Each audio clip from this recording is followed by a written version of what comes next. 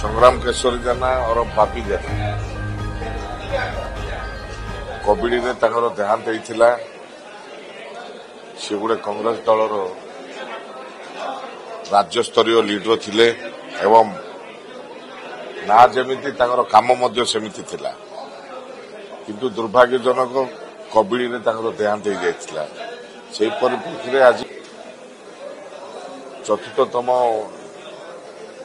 जन्मवार्षिक प्रत्येक वर्ष कांग्रेस ऑफिस रे ब्लड डोनेशन कैंप करा जाउची एवं तांकर जो शतवार्षिक मध्य आसुची। आसंता 19 तारिख दिन शतवार्षिक अच्छी तांकर जन्म माटे करा जिवो।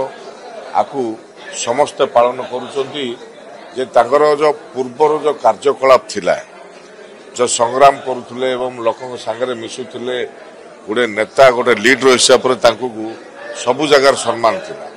सेतिपई ए उद्देश्य नहीं कि जे सबुदिन जमी तांकर ए दिनटी पालन करिबो एवं समस्त दिन मन पकेबे, से उद्देश्य नहीं जिनस करा जाउछि। सुनंतु ना जमती काम मध्य सेमिति थिला, संग्राम करी करी आसुथुले एवं लोकन संगे जो मिसुथुले, समस्त को नहीं कि संगे चली पारुथुले, सिया होछि बड़ कथा। संग्राम जेना युवा कांग्रेस सभापति थे। संग्राम जेना जड़े युव कांग्रेस सभापति थे।